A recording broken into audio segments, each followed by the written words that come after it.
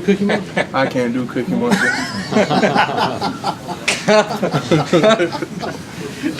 He also did Elmo. Did you do a Kevin Steele impersonation? Yeah, but y'all want me to impersonate somebody? I'm not very good with impersonations. Back to football. How much of Wake Forest have you seen so far? I think a lot. Yeah, you know, with the bye week, I had a lot of time to come in and watch some film. So after looking at them, you know, I think they're a pretty good team, better than last year's, you know, offensive line wise. So I know it's going to be a task, you know, going up against the offensive line they got and just ready for it. Can you discuss a little bit, not so much the talent level, but between Wofford and Georgia Tech and these guys, are there any, can you just talk about similarities and differences and preparing for them? Because they all want to disguise what they're doing and get you going one way and go the other. Yeah, I mean, but I think compared to like Georgia Tech and Walker, they're different at what they do, and I think the key to the game is just to come out and just play sound football. You know, everybody come out and do their job, do what their coach should do, and we should come out good. Is there that stay in your lane stuff anywhere similar to like it was with Georgia Tech?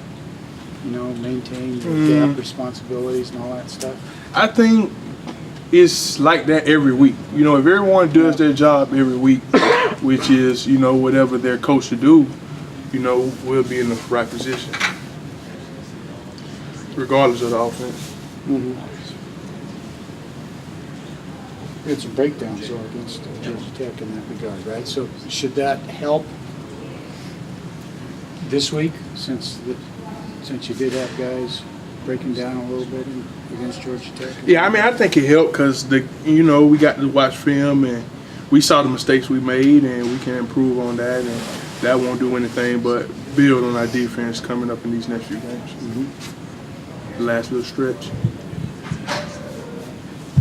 Were you guys pretty quick to get past the Georgia Tech game and kind of focus on what's ahead, or did it take a couple of days to kind of flush it out, or have you guys flushed it out? I think it took a couple of days to get over it, you know, but you know, once Monday hit, it was time, you know, to focus on the next team, so which is Wake, and ever since then we've just been focusing on, you know, getting back on schedule and continue doing what we were doing before Georgia Tech. How easy was it to focus when you knew, how easy was it to do that since you knew something, this week's game, how big it is implication-wise on the division and all? Can't repeat that? Was it easier to do that, to make that switch when you know so much is riding on this game? Yeah, I knew it. It didn't take much for the boys to just come back down and just focus at the game at hand, because, like I said, we can't do anything about the past. You know, we can't go back and change anything. So all we can do is what we have coming up. So we really just got in and just got focused on Wake. Any worries at all about any kind of pressure on you guys? Because clearly, if you guys win Saturday, that locks up a lot of things and ends a lot of talk about what the future holds for you guys. Maybe is that a little too much pressure to bear, or you guys? No pressure. It just comes back to everyone doing their job. You know, that's what Coach Sweeney, Coach Steele, all the coaches been preaching up until this point, is just doing your job. If everyone does their job and no added pressure, you know, we should come out successful. How sweet would it be for you on senior day to clinch a division championship? I mean, it'd be nice, you know. That's what I want. I mean, I love it. Coach Johnson said that, Georgia Tech said that he was reading your play the first part of the game. And apparently you altered the way that they ran their offense after a certain point in the game, after the first quarter or so. What did you notice out there and how they were, you know, playing against you?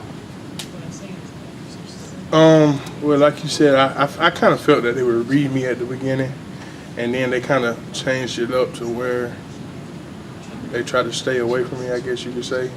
I mean, it didn't really bother me. I just knew I had to do my job, and that's what I did and try to do the whole game. Are you thinking about, have you thought about it all? This is your last game in Death Valley? It hasn't hit me yet. I think Yeah, I think it hit me once I'm at the top of that hill. So I just hope I don't get too emotional, you know. So, I mean, I'm looking forward to it. I'm ready. I know the fans gonna be live, and I'm just ready for one last game in Death Valley. What's your best memory to this point in Death Valley?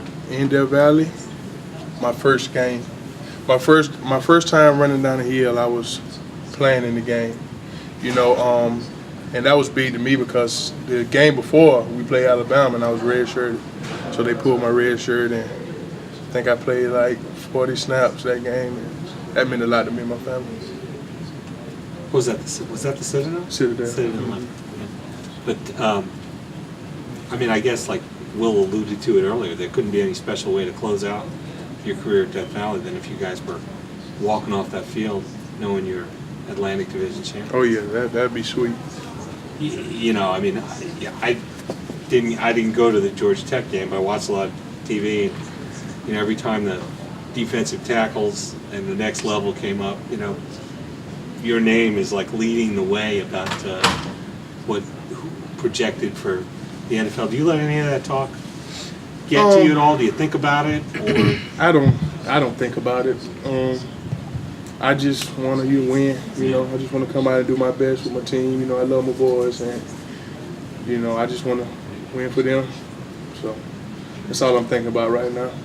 What's it meant for you playing here at Clemson? It's meant a lot. You know, I made a lot of friends. You know, lifelong friends, and just all the connections and just everything. Just been a special 4 years. What can you say about the direction of the program? You've been here under 2 head coaches. What can you say about that? I feel like we have a great coaching staff put together, and I feel like from now on, we're just going to continue to demand greatness and just strive for perfection. Did you ever, you talk about that freshman year. I mean, you're a freshman, it's 5-6 games in, and all of a sudden it's like turmoil and chaos around here. Did you think, oh my gosh, what did I get myself into? And now that you see where the program is, you got to be pretty proud of kind of helping get it there. Yeah, it's meant a lot to me. I mean, when it started at the beginning, you know, I was young. It didn't really hit me what was really going on. But Coach Swinney's a great coach, and I mean, look at us now. You know? Anything else, Brandon? Thanks, Brandon.